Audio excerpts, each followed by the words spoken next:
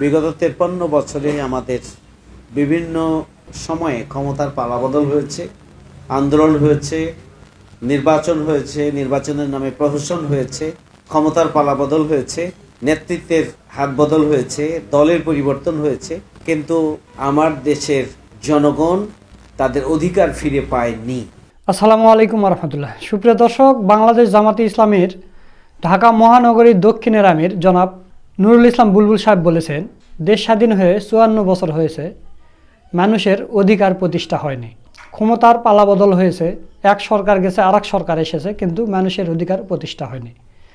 তো জামাতে ইসলামী ক্ষমতায় আসলে কি মানুষের অধিকার প্রতিষ্ঠা হবে কিনা, আপনাদের কি মতামত? কারণ আমরা বাংলাদেশে অনেকগুলো দল দেখলাম, তাদের ভিতরে আদর্শ নেই, নৈতিকতা নেই। কিন্তু জামাতে ইসলামীর শীর্ষ 11 জন নেতাদের ফাঁসি দেওয়া হয়েছে, অসংখ্য নেতাকর্মীদের গুম করা হয়েছে, খুন করা হয়েছে, তারপরও তারা পিছু পা হয়নি তাদের আদর্শ থেকে। তো যেহেতু সামনে নির্বাচন আসতেছে, আপনাদের এখনই সিদ্ধান্ত নিতে হবে। যদি আপনারা দেশের ভালো চান, তাহলে ভালো একটা দলকে আপনাদের ক্ষমতায় নিতে হবে। না হলে গত 54 বছর ধরে যা চলে আসতেছে তাই হবে, মানুষের অধিকার প্রতিষ্ঠা হবে না। আবার হয়তো হাসিনার মতো আর একটা ফ্যাসিস্ট এসে ক্ষমতা দখল করবে, আবার যাতা করলে আমরা পিছব। তো দর্শক, ঢাকা মহানগরী দক্ষিণের একটা অনুষ্ঠানে ভিন্ন ধর্মের মানুষদের নিয়ে একটা সমাবেশ করছে। ওই সমাবেশে জনাব নুরুল ইসলাম বুলবুল সাহেব এই কথাগুলো বলেছেন। তো চলুন আমরা তার ভিডিওটা একটু দেখে আসি। সম্মানিত শ্রদ্ধেয় আজকের বিভিন্ন ধর্মের অনুসারী, আপনাদের সবাইকে জানাই আন্তরিক শুভেচ্ছা এবং অভিনন্দন। বাংলাদেশ জামাত ইসলামী একটা সুখী, সমৃদ্ধশালী, বসবাসযোগ্য একটা বাংলাদেশ গড়ে তুলতে চায়। এই জন্য প্রতিষ্ঠা লগ্ন থেকে সৎ, দক্ষ এবং দেশপ্রেমিক নাগরিক তৈরির জন্য জামাত ইসলামী তার প্রচেষ্টা চালিয়ে যাচ্ছে। আমরা এখন 54 বছরের বাংলাদেশ। বিগত 53 বছরে আমাদের বিভিন্ন সময়ে ক্ষমতার পালাবদল হয়েছে, আন্দোলন হয়েছে, নির্বাচন হয়েছে, নির্বাচনের নামে প্রহসন হয়েছে, ক্ষমতার পালাবদল হয়েছে, নেতৃত্বের হাত বদল হয়েছে, দলের পরিবর্তন হয়েছে, কিন্তু আমার দেশের জনগণ তাদের অধিকার ফিরে পায়নি। আমার দেশের জনগণ দুর্নীতি থেকে মুক্তি পায়নি, সুদ ঘুষ থেকে মুক্ত হতে পারেনি, জনগণ চাঁদাবাজি এবং টেন্ডারবাজির হাত থেকে রক্ষা পায়নি।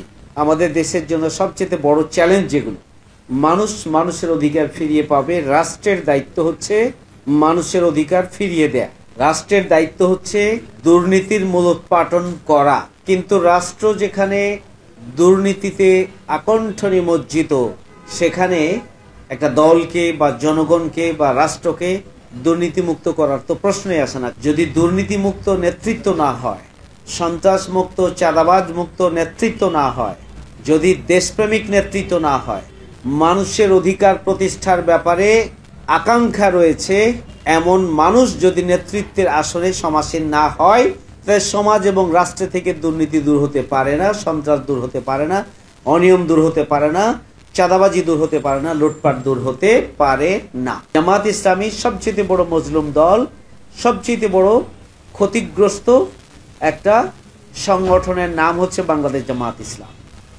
দেখেন, আমাদের আমিরে জামাত, সাবেক আমিরে জামাত, সেক্রেটারি জেনারেল সহ আমাদের শীর্ষ 11 জন নেতাকে জেলের ভিতরে এবং বাইরে হত্যা করা হয়েছে।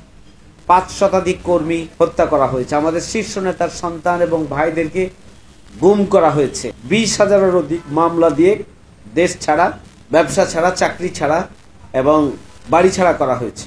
মানবেতর জীবন যাপন করতে হয়েছে আমাদের লক্ষ লক্ষ নেতাকর্মীকে। আমাদের লক্ষ লক্ষ নেতাকর্মী ঘরে থাকতে পারে নাই, খোলা আকাশের নিচে ঘুমিয়েছে। জেলখানায় লক্ষ লক্ষ নেতাকর্মী মানবেতর জীবন যাপন করেছে। আমাদের কেন্দ্রীয় অফিস থেকে শুরু করে একটা ওয়ার্ড অফিস পর্যন্ত বন্ধ করে রাখা হয়েছিল। এই দীর্ঘ 16.5 বছরে বাংলাদেশ জামাত ইসলামীর আমাদের নিবন্ধনকে কেড়ে নেওয়া হয়েছিল, আমাদের পার্টির প্রতীক দাড়িপাল্লাকেও কেড়ে নেওয়া হয়েছে। শুধু তাই নয়, জামাত ইসলামীকে নিষিদ্ধ ঘোষণা করা হয়েছে। এত কিছুর পরেও জামাত ইসলামী বাংলাদেশ আমাদেরকে স্বাভাবিকভাবে কাজ করতে দেয়নি সরকার, কিন্তু আমরা ভিন্ন কায়দায়, ভিন্ন কৌশলে এবং ভিন্ন হিকমাতের সাথে কাজ করে জামাত ইসলামী বাংলাদেশ তার যাবতীয় কার্যক্রম অব্যাহত রেখেছে। আলহামদুলিল্লাহ, যাবতীয় কার্যক্রম অব্যাহত রেখেছে। জামাত ইসলামীকে নিশ্চিহ্ন করার জন্য ষড়যন্ত্র করা হয়েছিল, কিন্তু আল্লাহর মেহেরবানি জামাত ইসলামী ফুলে ফলে সুশোভিত হয়েছে। আমরা আমাদের নেতৃত্ব হারিয়েছি, আমরা জুলুম নির্যাতনের শিকার হয়েছি, আমরা নিপীড়িত হয়েছি, কিন্তু বাংলাদেশ জামাত ইসলামী একটা শক্তিশালী আভ্যন্তরীণভাবে মজবুত একটি সংগঠনে পরিণত হয়েছে আলহামদুলিল্লাহ। জামাত কর্মী, সমাজকর্মী, আমাদের স্থানীয় নেতাকর্মীরা সবার আগে যে কোনো বিপদে মুসিবতে মানুষের পাশে কর্মীরা ছুটে গিয়েছেন। জামাত ইসলামের এই সমস্ত সমাজ কল্যাণমূলক কাজে আমরা কখনো দল দেখি নাই, মত দেখি নাই, আমাদের সমর্থককে আমরা দেখি নাই, কোন ধর্মে বিশ্বাসী সেটিও আমরা দেখি নাই। ধর্ম, বর্ণ, দল, মত নির্বিশেষে আমরা মানুষের পাশে থেকেছি।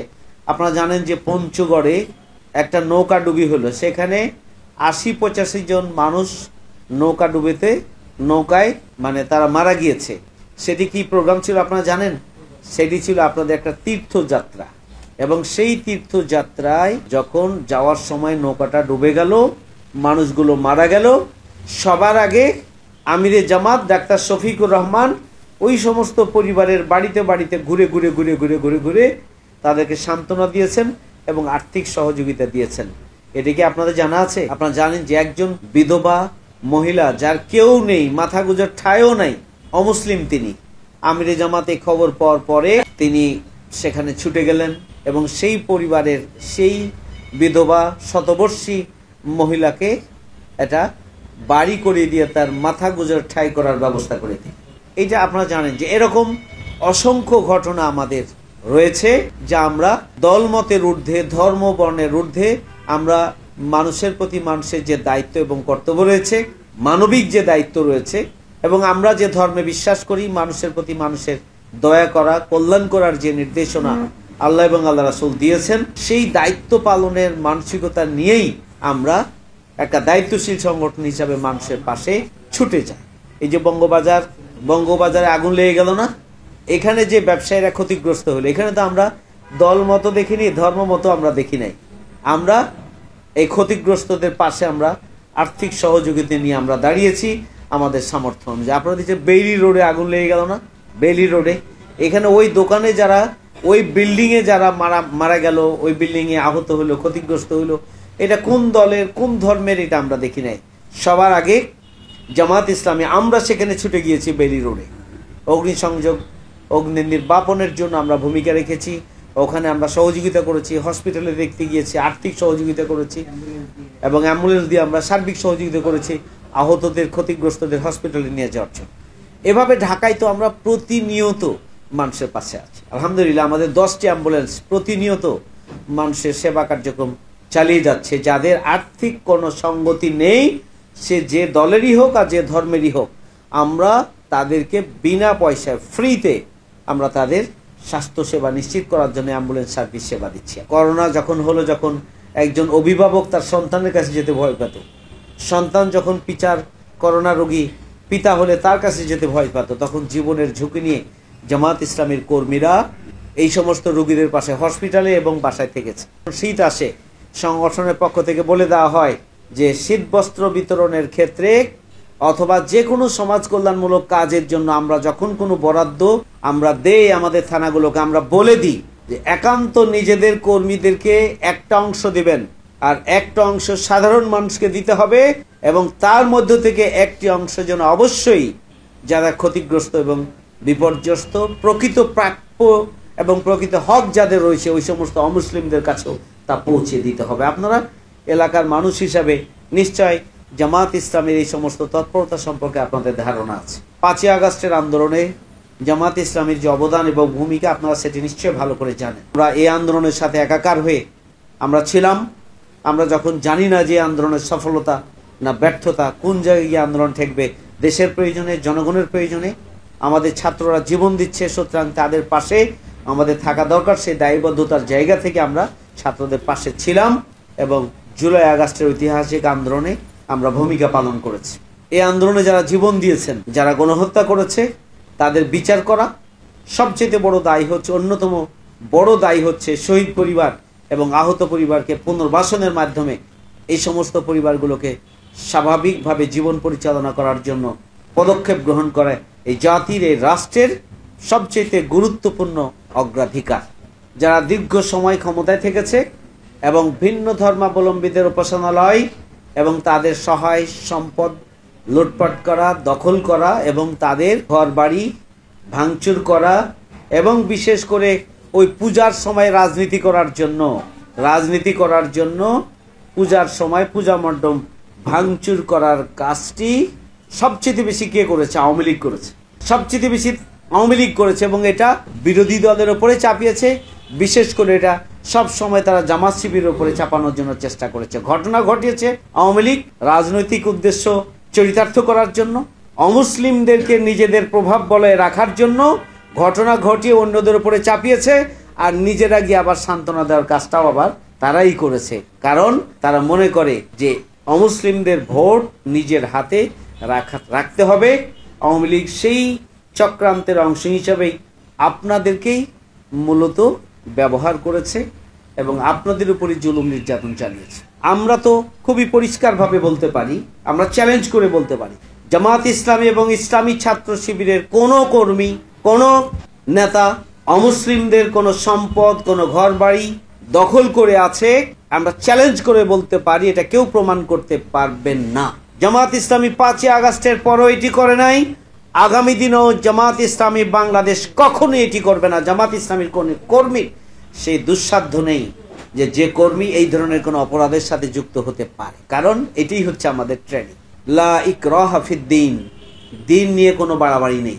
তাহলে আমাদের নবী মুহাম্মদ রাসূল সাল্লাল্লাহু আলাইহি সাল্লাম এটি বলেছেন যে কোনো মুসলিম যদি অমুসলিমের হক নষ্ট করে, অধিকার নষ্ট করে, কাল কিয়ামতের ময়দানে মৃত্যুর পরে যখন বিচার হবে সেই সময়ে অমুসলিমের পক্ষ অবলম্বন করব, আর ওই মুসলিমের বিরুদ্ধে আমি অবস্থান গ্রহণ করব। সত্য এবং সুন্দরের পক্ষে আপনারা থাকবেন। নতুন বাংলাদেশ বিনির্মাণে আপনারা সোজা হয়ে দাঁড়াবেন। কালোকে কালো এবং সাদাকে সাদা আপনারা বলবেন। আপনারা যে নিপীড়িত হয়েছেন কাদের দ্বারা সেটি মুখ খুলতে চান না, কিন্তু আমরা জানি, জনগণও জানে, আপনারাও জানেন। সামনে দিনও যদি কারো দ্বারা নিপীড়িত হন, ক্ষতিগ্রস্ত হন, তাহলে সাহসিকতার সাথে আপনারা মন খুলে সেটি যেন বলতে পারেন। এমন বাংলাদেশই তো আমরা চাই। আমাদের আমিরে জামাত বলেছেন খুবই পরিষ্কারভাবে যে যদি মসজিদ পাহারা দিতে না হয় তাহলে মন্দির কেন পাহারা দিতে হবে, প্যাগোডা কেন পাহারা দিতে হবে? আমরা সেই ধরনের একটা বসবাসযোগ্য পরিবেশ চাই। এটি তো খুব দিবালোকের মতো পরিষ্কার এবং সত্য যে আপনি যদি দুর্নীতিমুক্ত দেশ চান, দুর্নীতিমুক্ত সমাজ চান, সন্ত্রাসমুক্ত দেশ চান, সন্ত্রাসমুক্ত সমাজ চান, তাহলে আপনাকে অবশ্যই দুর্নীতি, সন্ত্রাস, চাঁদাবাজ মুক্ত, বৈষম্যহীন নেতৃত্ব আপনাকে আগামী দিনে সমাজ এবং রাষ্ট্রের বিভিন্ন ক্ষেত্রে বসাতে হবে। তাহলেই দুর্নীতি, সন্ত্রাস এবং সন্ত্রাসমুক্ত এবং বৈষম্যহীন একটা নতুন বাংলাদেশ আমরা প্রতিষ্ঠা করতে পারবো। একটা সম্প্রীতি ও ভালোবাসার বাংলাদেশ, বসবাসের উপযোগী একটা বাংলাদেশ আমরা প্রতিষ্ঠা করতে পারবো ইনশাল্লাহ।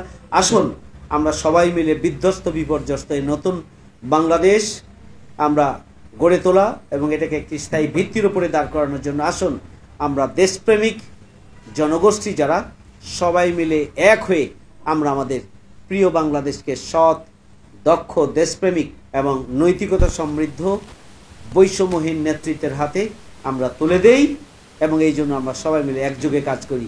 সেই প্রত্যাশা ব্যক্ত করে এবং সে আহ্বান জানিয়ে আমার বক্তব্য এখানে শেষ করছি। সবাইকে ধন্যবাদ।